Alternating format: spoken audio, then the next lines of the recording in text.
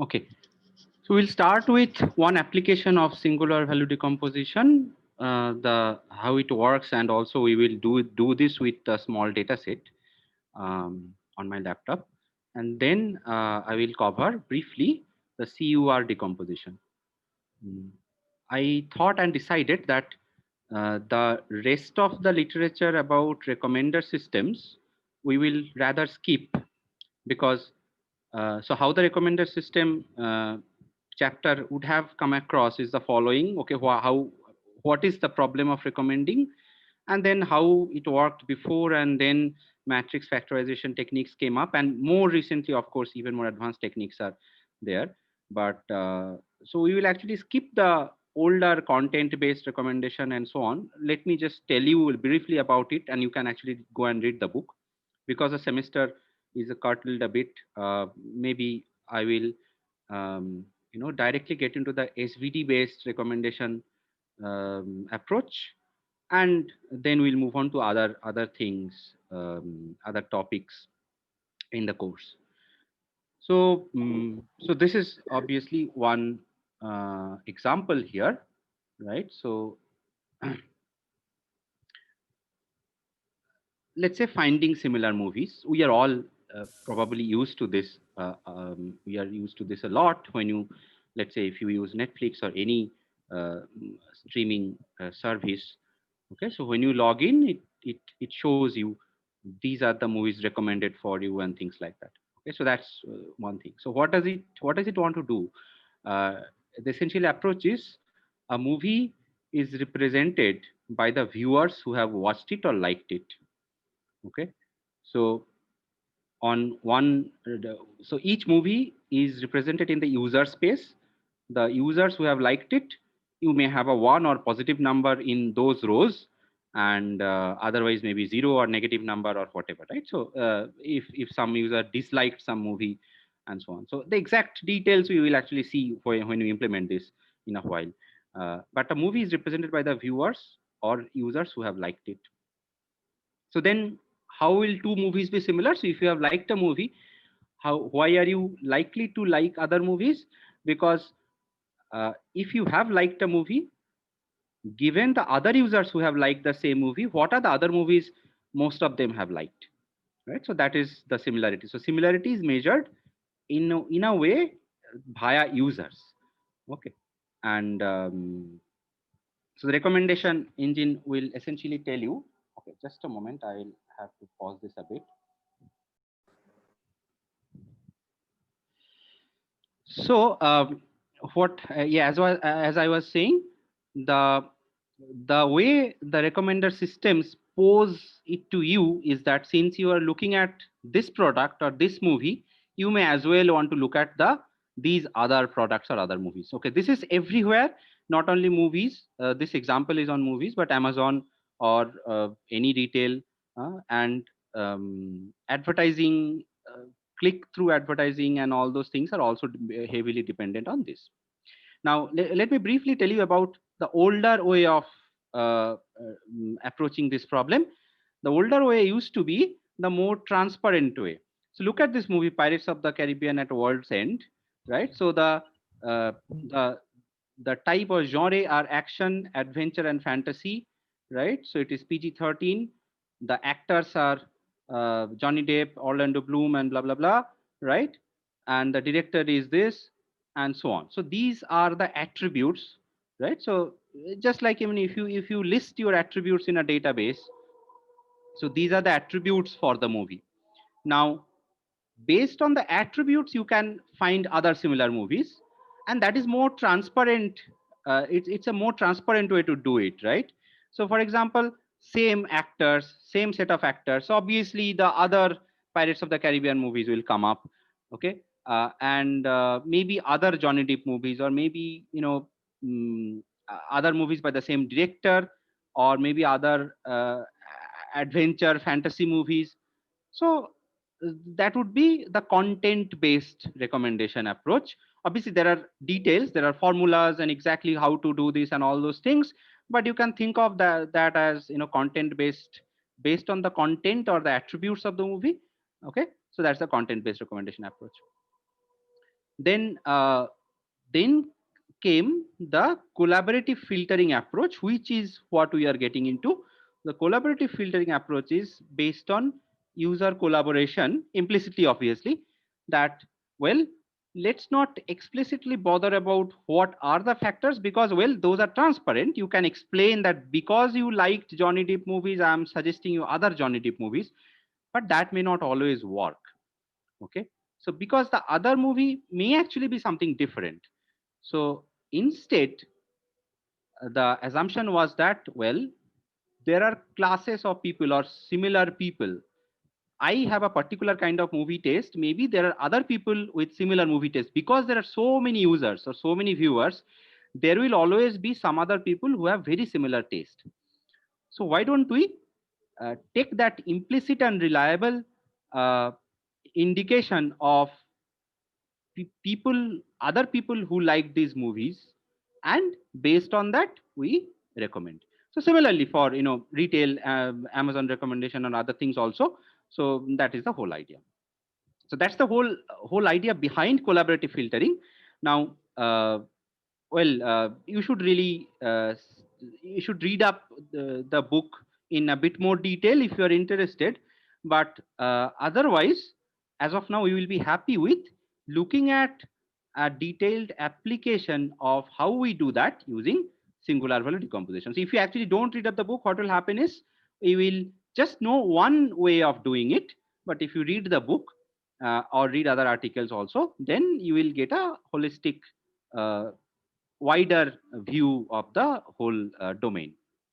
All right. So actually, some of you may even work on similar things for your project, and if you work in some company later on, this will be in many companies. This is actually one of the major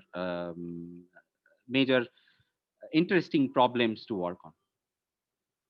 Okay, so now let's get into our particular case. Now, how do we solve this problem mathematically? This is just one way of doing it, but one good way of doing it. Okay, so let's just think about it. The idea is, based on what factors do we like movies, right? So maybe we like movies based on actors, genre, plot. Is it a excellent graphics or not? How is the music, the director? So there are lots of factors, right? So obviously these are all factors, but uh, each of these factors may not be strictly deterministic. I mean, it's not clear that if I like, unless I'm a die-hard fan of, let's say, Salman Khan, it's not very clear that if I like one of his movies, I will also like all his movies, right? So, except for such biased cases, it's not going to happen. So there are other factors also, or a combination of these factors, or something else. Even how good is the story? Okay, so all those factors will come in. So some arbitrary combination of something else. Now, also it can happen that two actors are similar or two directors are similar.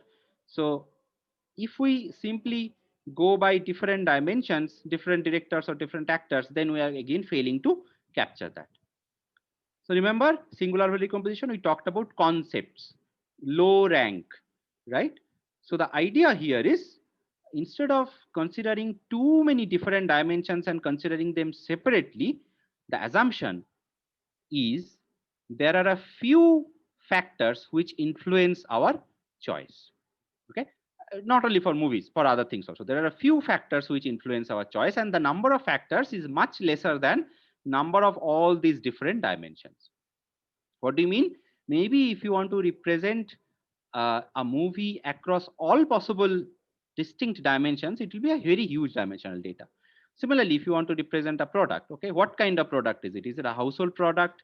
Is it a electronics product? If it is electronics, then what is it? Is it a camera, or is it an appliance, or is it mobile phone? Okay, if it is a mobile phone, then what company, what kind of RAM, how much of storage? So lots of dimensions, right? So you will have to actually use extremely high dimensional data. But uh, do we really need so many dimensions, or actually so many dimensions may be just a noise, right? Let's relate back to our first thing that we did in this domain was association rule mining. So we showed an example of people buying one set of people buying, let's say, uh, yeah, maybe let's say idli sambar kind of things. That's the South Indian style of or habit of having breakfast, right? So that's what they buy. And maybe another set of people buying bread, salami, ham. There's the Western style of having breakfast, right? So now we don't really need to distinguish between bread, salami, ham, everything separately, right? They fall into one kind of a concept. And similarly, other kinds of food also. So same analogy comes here also. There are a few factors which influence our choice, and those factors are very hard to explicitly pin down. Okay, so what should we do? So the approach that we'll take is the following, but before that, let's set up the problem. So the assumption is there are a few factors which influence our choice, and what we will do is that we will not bother to know explicitly which are those factors. Let them remain hidden or latent. Okay, so we don't need to know what exactly those distinct factors mean. Maybe the factors are combination of the attributes that we explicitly know, but what kind of combination exactly, we don't really bother to know. Okay, so the setting is the following, that we have m users, n items, and the assumption is that there are k latent factors essentially defining them. Okay, so that means each item yj from j equal to 1 to n is characterized by the k factors as, you know, just this is just a vector. Okay, so yj, the first, so it's a column, right? So by the k factors, the value or the value of yj in the first factor, value of yj in the second factor, and value of yj in the kth factor. It's just a vector yj1 to yjk in the k dimensional space. So each item yj is characterized by the k factors as this, and similarly, each user is also characterized by his or her likings to these k factors as x1, xi1, dot dot dot xik. Let us understand this clearly here. If you think about the original dimension, let's say movies, what am I as a user? I will be defined by the actors and the types of movies and maybe the language and maybe the directors, etc., etc. I like, but we already said that may not be a very reliable way to go about it. But I mean, my movie taste is defined by some k factors. That is the underlying assumption. We don't know exactly what those k factors are, but suppose somebody knew those k factors, then, or somebody could clearly read my mind and figure out the the values across those k factors for me, then I will be represented by this vector xi1 dot dot dot xik. Now that is me. Now, similarly, every movie can also be represented in that dimension, that space of k factor, the factor space, right? So the k factors in the way yj1 to yjk. Is this idea clear? Anybody has a confusion? All right, so looks like this is fine. Let's actually go on. So the latent factor model works in the following way. So the items are yj dot dot dot yj1 to yjk, each item yj and each user xi are represented this way. Then if this assumption is correct, that we can actually represent the users and the items or movies in the k dimensional space, how do we compute the similarity between a user and a movie or user and an item? Well, we can simply take the dot product, maybe. I mean, the dot product is the simplest similarity, right? So if the model is correct, then the rating user xi should give to the item yj should correspond to the inner product of the vectors xi and yj. Xi and yj both in the k dimensional space. If the vector that I am is very similar to the vector that some movie is, then I should like that movie. then the rating I should give to that movie should be high. Okay, so Rij should be Xi transpose Yj modulo some normalization maybe. Okay, if you want to put the ratings into 0 to 10 or 0 to 1 or whatever, forget about the normalization part. Let's say the dot product. Okay, if you normalize, then you can take a cosine similarity and things like that. Doesn't matter as of now. So then how do we use this model? So this is the latent factor model. But the problem is we don't know those k factors, and we don't also know the representation of the users and the movies or items in the k dimensional space. What do we know? We know the representation of the users and items in the original space. So we do not actually have the users and the items in our desired k dimensional space. So what do we have? What we have is we have something like this. This way we have the users, and this way we have the items. Okay, we have a sparse matrix where, let's say, I mean, this is a toy example. So let's say we have, I don't know, 5, 6, 7, 10, maybe 10. Do I have 10 or 9? Okay, 9 users and 9 items. And some of the users have already given rating to some of the movies, maybe in the scale of 1 to 5, and the others are blank, right? The others are blank. That means the user has not seen the movie, or we don't know whether the user has seen the movie, or we don't know whether the user likes the movie. The goal of the problem is estimate the missing entries. Okay, so given the entries we have, those are the ratings or maybe implicit. So in most of us don't actually go to IMDb or go to Netflix and press like in movies, right? We just watch. But if we have watched something fully, then Netflix knows that, well, I must have liked it somewhat, right? And if we have watched something twice or thrice, then Netflix knows that I must have liked it a lot. So the ratings can also be implicitly obtained, but ultimately still you have something like this, right? So some of the ratings are known values and some of the ratings are blanks. So our goal is to fill in the blanks here in the original dimension.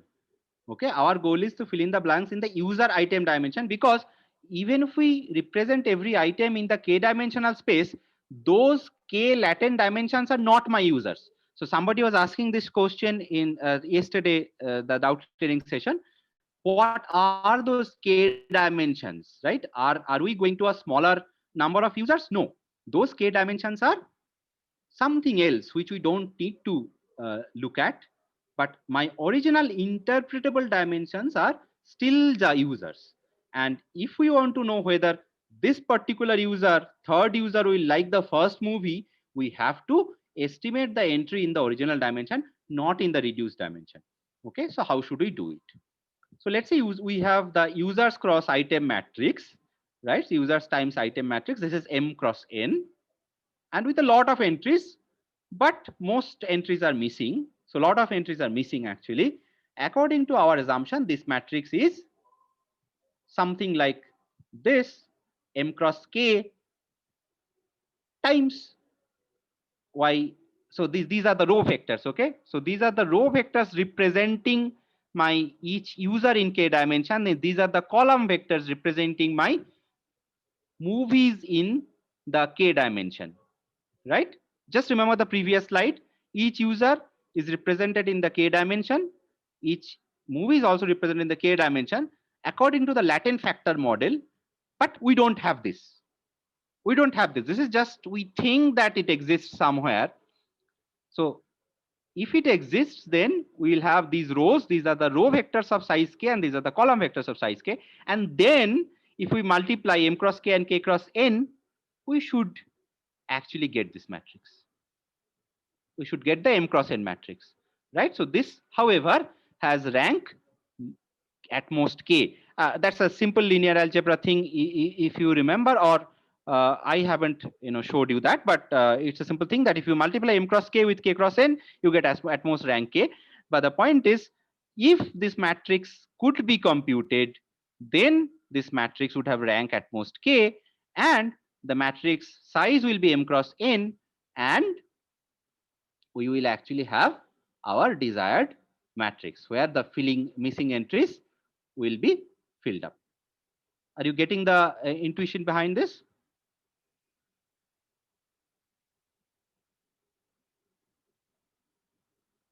Yes, sir. Okay, very good. So, so let's actually do that. So only a few users have rated an item, right? So how do we exactly compute this? And we'll actually do this in real also. So step one is compute the average of each column and fill the missing entries. So we don't actually have this matrix, right? We don't have this matrix, right? It is just in our dream that we have it. But what we have in reality is we have this almost empty matrix, like it's a sparse matrix. So from that, how can we kind of go to low rank and reconstruct back the matrix so that we have the ratings filled up? So step one is compute the average of each column and fill the missing entry. So that is the first very easy step. Now we don't know this entry, right? We don't know this entry. The third user, if the third user had rated the fourth movie, what would have been the rating? We don't know.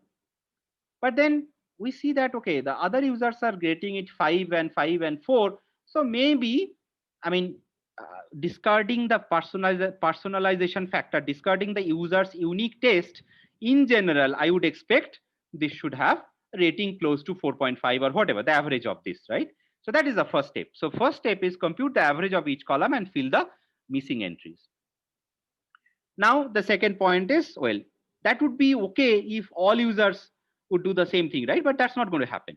Do all users use the rating similarly? Well, no. I mean, some users, they're just happy to rate 5 star, 5 star, 5 star, or 10 in 10 out of 10 whenever they like a movie. And some other users never actually rate. Only if they dislike something, they go and rate it 1. So some users are harsh, some users are very liberal, some users are maybe more critical, some users are, so basically it's just like evaluating answer scripts, right? I mean, maybe not in computer science when there are a lot of mathematics involved now, but if you remember your school days when you were, writing literature, not all your teachers would give you similar marks for the same answer, right? So something like that. So some users rate only when they're unhappy, and some users tend to give high ratings and so on. So the step two is, well, just do the row wise average also. Compute the average Aij of each row, Aij bar of each row, and subtract that from the given rating Aij. That means I take the average of every row, and if the average is a low thing, then that means the user standard rating is low already. That means even a slightly higher rating is a positive rating. And if the user is usually giving very high ratings, then even a average or mediocre rating is actually means that the movie is bad, right? So if I'm used to rate 4 always, and if my average is 4, then 3 is actually a negative rating. But if my average is 2, then 3 is actually a positive rating. So this is the step for taking care of that. So this is essentially scale changing or centering the data. If you think about this in a vector space, then this is basically subtracting the mean, means you are making the mean 0. After this, every row will have mean 0, right? So this is called centering the data. You are bringing the data around the 0 point. So now comes the singular value decomposition to let us do the rest. So now we compute SVD of the ratings matrix after the two kinds of normalization, taking the average, fill up the entries. And so there is no more blank entry, and then centering the data. Okay. And then we assume that our original matrix A should have been a low rank matrix, although in reality, what we have in our hand is not low rank, but the assumption is should have been a low rank matrix because it is only determined by my K factors. Okay. So then the low rank approximation of A should be something like UK sigma K VK transpose. Okay. And that you can write as AK. So Aij, but I'm writing AKIJ, this K to denote that I'm actually only taking the first K singular vectors and first K singular values, right? So this is the low rank approximation, but this is an M cross N matrix. So this is still an M cross N matrix, but this should capture the latent factors. So now the the analogy behind the singular vectors and my assumption of k latent factors is that we assume that there are k latent factors which essentially define the data, and then we assume that our singular vectors will be our k latent factors. Singular vectors, you know, scaled by the singular values and so on, will essentially capture that. And only k singular vectors, don't go for the other ones, right? So only the first k singular vectors will be enough. So that should capture the latent factors.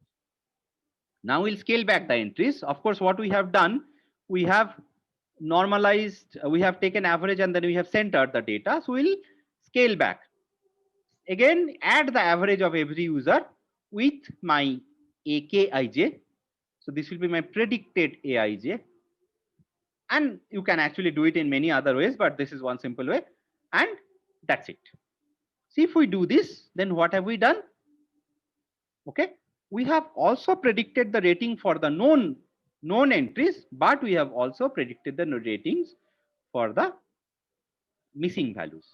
So obviously what we want to do then, we want to check how have we done on the known values. So if we have done well on the known values, then we can confidently say, well, we have done very well on the missing values as well. Yes, somebody has a question. Sir, why don't we scale back the columns? Oh, so the columns were just, so we didn't really scale the columns, right? We just filled up the missing entries. Let's just go back there. Right? So we just, what did we do? We did not change the existing entries in the column. We changed the existing entries in the rows. I mean, the second step, the first thing was just fill up the missing entries by average of every column. Sir, why didn't we average the rows first and then the columns? Okay, so that's actually a point. So what happens if we average the rows first? If we average the rows first, now, so let's just let me tell you intuitively what happens if we average the rows first. So suppose uh, mm, if we average the rows first, then if a user's average rating on movies is around 5, then you are going to give the movie 5. Now, in which way? So, okay, this depends on whether a movie is usually good or bad, or it is too much dependent on personalization. In other words, if it is true that some movies will be liked by many users, and okay, nothing is for everybody, but will some movies be liked by many users? Usually the rating will be high. If that is the case, then you should average the columns, because then the average ratings received so far will represent the items or movies rating more or less. However, as a user, you are likely to have an average very near to the middle point anyway. I mean, of course, there are some users who are who will rate slightly higher and some users who will rate slightly lower, but that doesn't mean you will rate everything positive or everything negative, right? However, so for example, let's say Titanic is a very good movie. Okay, so suppose most people will rate it 7.5 or 8, or some people will rate it 9, some people will rate it 6, but almost nobody will rate it 1. However, as a user, you must have rated some movies 1 and some movies 10 and some movies 5. So if you now fill up the missing entry by your average, you're going to put a 5 there, and that is going to be misleading. So the items are usually good or bad, or items actually have a general rating. The user specific variation is less. That is why we average the columns first and then center the rows. If it was the opposite way, if it was a user is always happy or unhappy kind of a thing, and item specific variation was less, then you should have done it the other way. Okay. Okay, sir. Okay, thank you. Okay. So now, yeah. So this we actually did in the previous class. So now let's actually go to the hands-on for this movie thing. Let me, yeah.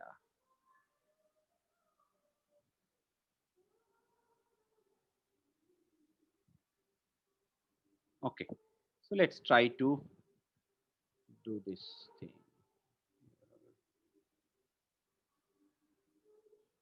Okay, can you see?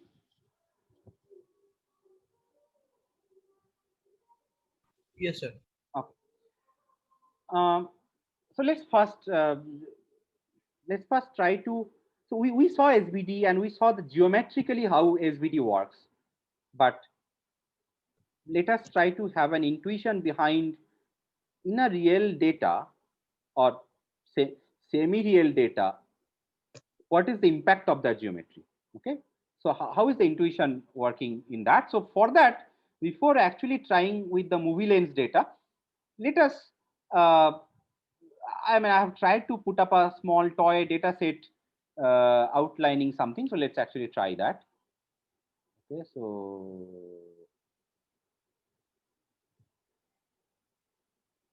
okay, so let's look at this data set a bit. So suppose these are just, I have shown that these are supposed to, these are horror movies. These are 9 users. These two are horror movies. These two are drama movies. These two are maybe, let's say, art movies or fine or whatever. Is it anything? Is there anything called art movies? I don't know. Now, let's look at every user and their choices. The first two users, clearly they don't like horror movies. So the scales are between 1 and 0 and 10 or 1 and 10 or something. Okay. So they really like drama movies. Okay. The third user definitely likes horror movies and nothing else. Okay. And then 6th and 7th, U6 and U7 also they like horror movies, nothing really much else.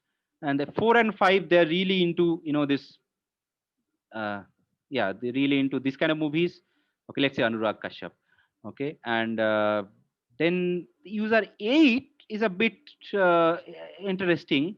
So maybe the user 8 is maybe he or she is a critic and actually likes the movie if the movie is good.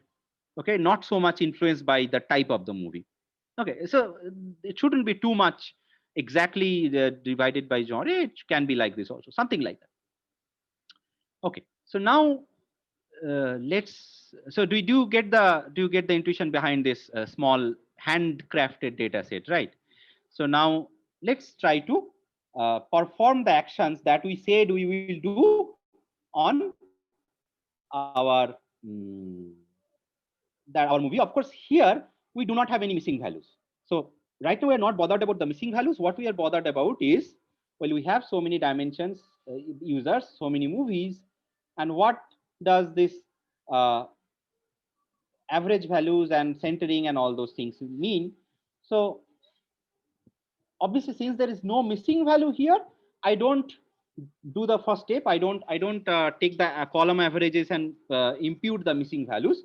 I simply do the centering. So let's do the centering. So means equal to np dot mean, a axis reshape this, and then a minus mean. So I think this works. Okay, so now let's look at what happened.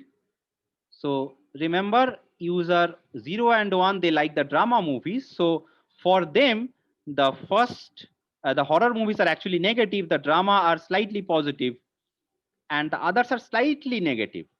Okay, so similarly, for this guy, U8, the first movie is a positive, the second and third are negative, right? The fourth is a positive, and so on, right? So essentially, this is what you are here. So 0 means I'm kind of neutral. Yeah, it's fine. It's just, yeah, not so good, not so bad kind of a thing. And then negative means no, not good, and positive means yeah, that's a good thing. So that's basically centering the data. Obviously, this is not a 2-dimensional or 3-dimensional, so I'm not trying to plot it by matplotlib. So, yeah. So let's also examine now the average of what is the rating for each movie. So now the average rating for, so 1, 2, 3, 4, 5, 6. Are there 6 movies? Yeah. So now there are 6 movies, right? Now this should be a column vector actually. Treat it as a column vector. The average for the first movie is this, second movie is this. So mostly averages for the movies are around 0, but some movies are liked by more people anyway, and some movies are not liked by more people anyway. So you still have a demarcation between movies being generally good or generally bad. So it's not all personal. Although to show you the impact here, I made this data set heavily personal. So some people really hate horror movies, and they like the drama movies a lot, and some other people really absolutely love these horror movies and hate the drama movies a lot. In general, maybe that will not be the case. Anyway, so now let's compute SVD, and we will actually see what happens if we transform this into 2 or 3 dimension. So let's compute SVD. Okay, so this S, U, S, and V doesn't matter. We will not understand anything looking at these vectors, right? But these are my latent factors. Okay, so these are the directions of my latent factors. And now let's say K equal to 3. So suppose we assume that we have 3 types of movies. Yes, we have 3 types of movies, right? I mean, I intentionally made it that way, that we have 3 types of movies. And mostly users are also kind of 3 types or something like that, except, yeah, there are some users who are not really of any type. That's the bit of a noise. So let's say 3 types of movies or 2 types of movies or 4 types of movies. So let's see what happens. So K equal to 3. Now AK is np dot diag s up to K. Now, okay, so somebody had a question, why do I always use a dot? In this case, I'm not using a dot. Looks good, right? So this just looks better. So what I'm doing, I'm just multiplying A with the UK and then this. So that's that's the VK part, right? That's what we'll get. Yeah. So what we have is now, if we, by the way, this is not the low rank approximation I showed you, because at this point of time I'm not interested in predicting what should have been the movie rating. I know the movie ratings. I'm just trying to visualize my data in the low dimension. Okay, so this is actually dimension reduction. So you should refer to the formula we used or we showed in the previous class, that A, you left multiply by U transpose and then left multiply by sigma, maybe sigma or sigma to the power -1 or whatever, some form of sigma. Okay, so let's see what happens then. So we can also leave out the sigma here, but I'll try that also. So what we see is the following. Now my 6 movies are represented like this. The first 2 movies, look at their similarity. The first 2 movies are 139. So this portion is very huge. So first 2 movies are very similar vector, except the third column, third row, distinguishes them a bit. The third and fourth movies are very similar, except the third one distinguishes them a bit. And these also are very similar, except the third one distinguishes them a bit, right? So maybe instead of trying the scaled one, let's try this. It will actually give us a better picture. So what we have is, yeah, so it's exactly the same. And here we have the negatives. And yeah, so this is like, without the scaling by sigma portion. Okay, so this is what happens if we project it onto the 3 dimension. If we do it onto the 2-dimensional space, then we simply don't have the third column anymore, right? So that third row anymore. So now what we have is, we can say that, okay, these 2 are exactly the same, these 2 are exactly the same, these 2 are exactly the same. If you plot this into a 2-dimensional space, the 6 movies, you will actually see them there far apart. Now, you can ask me that, well, we could have as well done it in this case, because the data is so nice. We'll probably have a similar result in the original space also. Yes, maybe, because it's a small handcrafted data.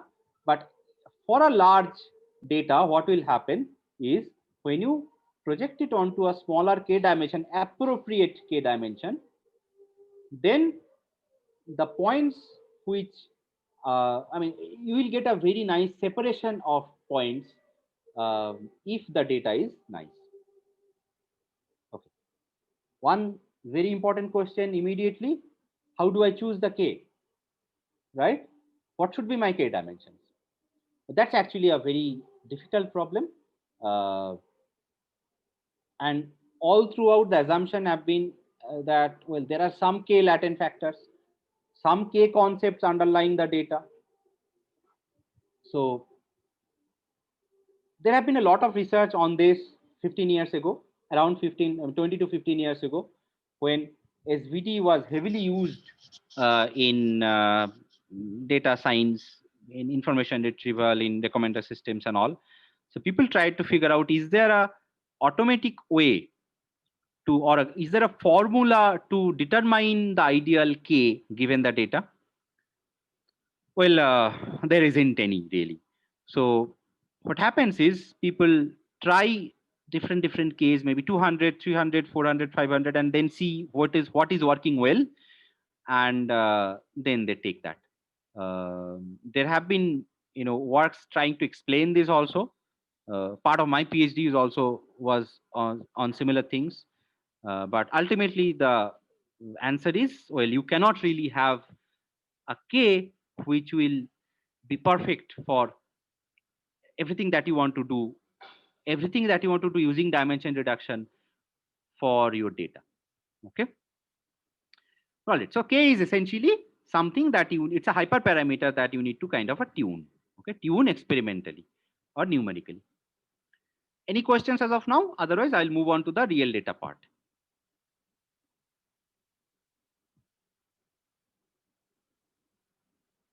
All right. So now remember that for the random projection, I use the ML latest and not the ML latest small. But however, to compute SVD quickly and all those things, I cannot use the large data. So obviously, that's the first thing we notice. SVD is computationally more expensive than random projection. But let's work with the small data and simply get this thing done, right? So the movie lens data, so something like this. Now we have, I think we had around 27 million rows or something. Okay, something like that. But now we have much smaller number of ratings. Now here rows means how many non-zero entries, right? So now we have smaller number of ratings. What should we do? We should separate out some data for testing. Obviously, by now you must have done k-fold cross validation and stuff like that. Have you? Yes, In sir. yes, you have. But in this Yes, case, sir. I'm just showing you a small, small experiment. So I'm not going to do k-fold thing. You can actually repeat this with your k-fold, putting it into a proper loop and so on. But let's just do a random separation of training data and test data kind of a thing. So what I'm doing, creating a list of indices, then randomly shuffling them, and then taking the first 5,000 of them as test data. That means I should pretend that I don't know those ratings. I use the others to I will use the others to train my SVD. It's not really training, but use the others to kind of compute the SVD, and I will take out these and make them blank. Okay, so let's do that. So what I'm doing, I'm taking test index equal to 0 to test size, that is 0 to 5,000. There are so many known ratings, right? So 100,000 known ratings. I'm separating out 5,000 of them, and the rest 95,000 will be my will be like still known to me. So if I do that, so it's something like this. Uh, mm, the indices are like this. So they are randomly shuffled. So it's not that I'm taking the first 5,000 ratings here, because that would be bad. Then I will only have ordered by user ID. So the first few users, right? So I've shuffled them. So essentially, I have chosen positions of 5,000 known ratings as my test set. So then I should take that out. So the sample for testing is this 5,000 rows, and the sample, the rest of the data is this, right? So these are my test data. These are my known data. Now we have to go to our creating the matrix, and we should make sure that we forget the test data, right? We cannot pass it to SVD, so we have to forget the test data. So how do we do it? So instead of the so we'll create the sparse matrix as usual, like before. And however, now here the points is, well, there are actually libraries to compute SVD for sparse matrices fast, but well, that will actually, just to show you quickly, I'm using this dense thing. Also partly because I couldn't really figure when I prepared this, I couldn't really figure some of the other some of the commands were not working when I tried to do it with the sparse way. So let's do this dense for now, just to show you the concept here. But for actually doing it for a large data, you should use the sparse SVD. You should use some kind of a sparse SVD library, and I'm pretty sure there are those things which work pretty fast. So now what we do, we fill the zero entries with the average ratings. So sum, then non-zero count. So what is the average? The average is sum of the non-zero entries in every column divided by the count of the non-zero entries, right? So we cannot divide it by the size of the column, right? So essentially column means is, I can quickly go through this. You will understand it if you look at this later. So non-zero counts, and then we do mean. Okay, so this is my column means, and I compute the column means. Okay, so yeah, so the column means there are four hold on.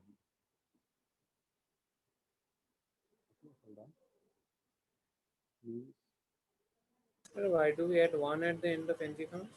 Just a moment. I'll let me just show this to you. R, my R is a dense matrix.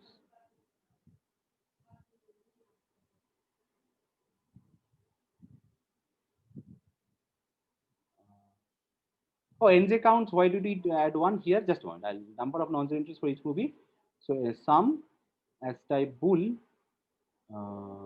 Oh yeah, the adding one thing is just a hack, because it may happen that some particular movie hasn't received any rating, and there are actually such movies.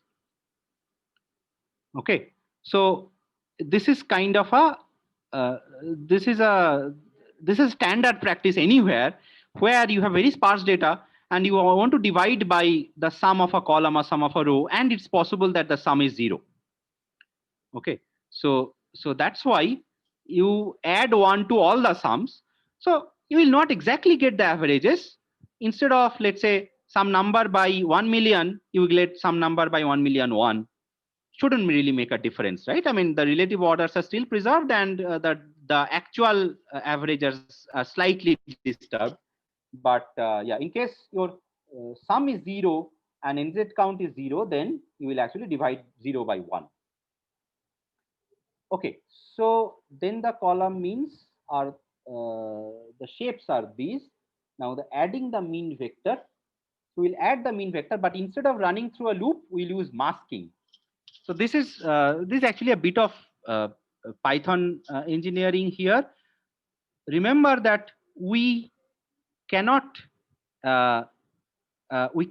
just replace by the average. There are some entries which are known, right, and some entries which are not known. So you will only replace the entries which are not known. So this is just a 0R. This is a Boolean matrix. Okay, it's like this, true false kind of thing. So the dimension 610 by this. I think we have only 610 movies. Let me actually go back and, yeah, let's print the shape of R. Yeah, so I think we have either 610 users or 610 movies. I think 610 movies, but these many users. I think that's what we have. And this is a true false matrix. Next, we multiply the element wise 0 to the broadcasted mean vector, right? So what we do is unrated R is multiply the means with the 0. That means in case it is false, it will not be multiplied. But if it is a true, if it is really 0, then it will be multiplied. So what I have done here, this is false means I know the rating. It is true means it is actually 0. That means I don't know the rating. Right. So here, what we will do is we will, here, yeah, we will actually do this. So you see the known ones will remain 0, but the unknown ones now have the average ratings filled up there. That means now you can add this.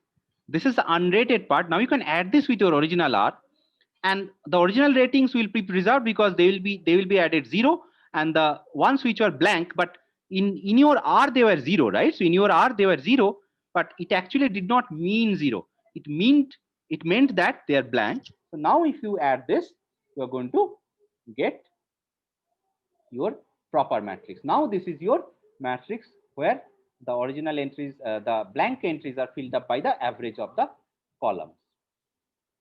All right, so now we will go into the testing part. Maybe I'll spend 10 more minutes and go through this today. So the first thing is a naive prediction of ratings by average rating. So you could as well simply use this, right? So these are the average ratings without any personalization. That means I don't bother about what this user would have given to this movie, but in general, users would have given this movie this average rating. Right? So that also can be one of our very easy predictions. And let's see how that works. Users test is ratings test uh, values as type int, movies test and vals test. So we'll simply compute the root mean square. Okay, I will urge you to go through this code a bit later on. And now we can actually test it. So what we see is that root mean square error on ratings is 1.19. So that means if we simply take the average, the squared root mean squared rating, root mean squared error on the predicted rating is about 1.19 or 1.2, right? So it's 1.2. In the scale of 1 to 10, in the scale of 1 to 10, the average squared rating is, the average root mean squared rating is 1.2. Now we'll do it in the SVD way, and let's see if we can do anything better, hopefully. So back to SVD, center the data. So center rows. So center row means we take the average of the rows and subtract it. So R1 minus means, okay. So that is R2. Okay, so now we have something like this, where some of the ratings are positive and some of the ratings are negative and things like that. And now let's compute the SVD of the matrix.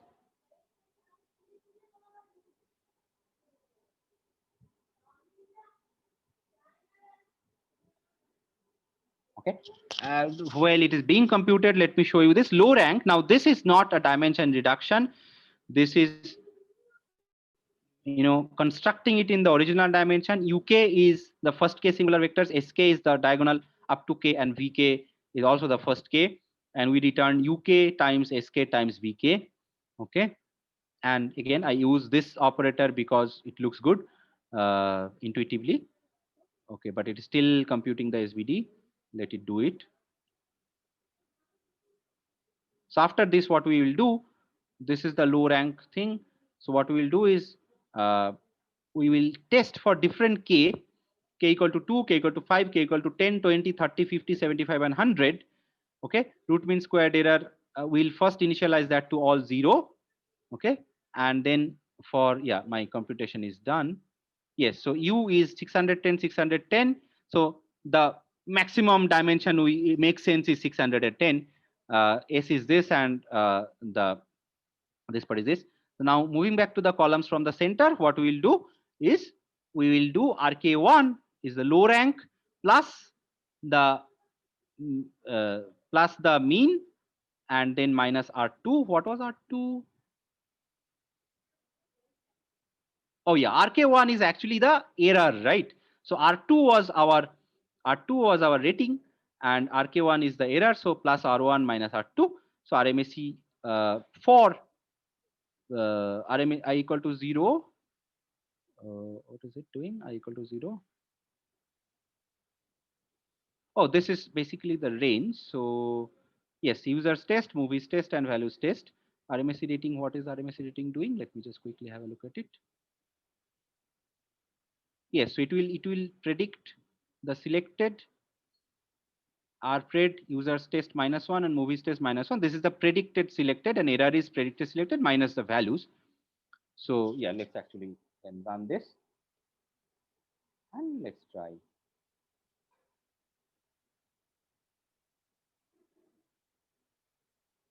So So for k equal to 2, we are 1.18. So our naive prediction was 1.2. For k equal to 5, we are slightly better. 10 is even better. And 20 is similar, actually increasing, but yeah, slightly different. So 1.17. So k equal to 30, we are getting 1.17, right? So that's kind of what is the best we can get. Now, as we increase k, we'll slowly go back to. So if we increase k to 610, then we'll reconstruct our original matrix, and our error again will be 1.196, right? So essentially, the idea is if you take too small k, then you will not do that good. But if you take k to be somewhere where it's optimal, so here around 20 to 30 looks optimal.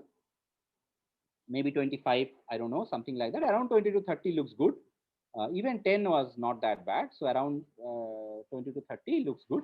So that gives you a slightly better root mean squared error than, yeah, so than basically a naive prediction. All right. So yeah, so that's pretty much for the class today. I thought of covering CUR decomposition also, which will maybe do it in the next class.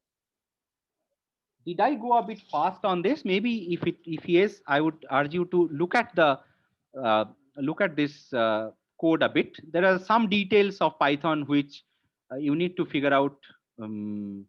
Otherwise, it would take long time. I just assume that you are pretty good with Python. So if you just go through the code again, you will figure it out. So please do that, and if necessary, then I will again go through this in the next class or some other time. Any question immediately?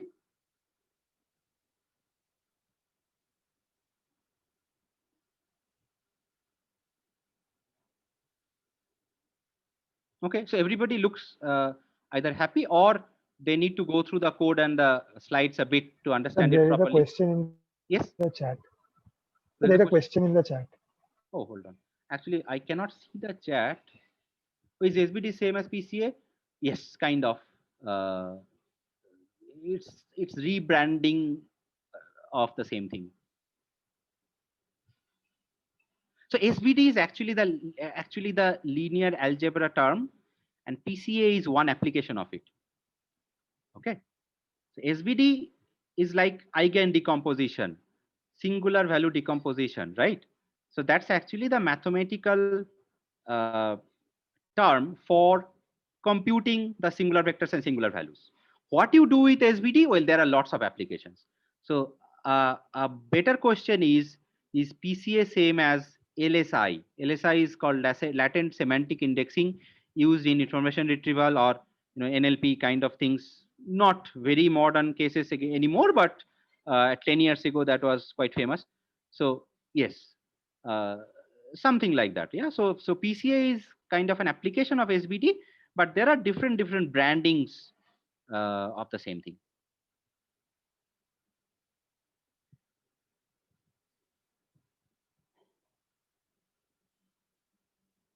All right, so just I'll end this with a note that I just showed you one straightforward way of using matrix factorization for recommender systems. There are many other variants. So there are actually a lot of people have worked extensively on matrix factorization using that in recommender systems and have got better and better results and so on. They involved many other kinds of factorization, non-negative factorization and other things also, and some tweaks here and there. Yeah, I mean, but conceptually for this course as of now, we will be happy with this. What it will do is, if you want to read up the other advanced or other improvements over this, you will be able to read it up and you will be able to relate to this technique. So as usual, I will share the notebook and the slides and the video with you this afternoon. Please go through that.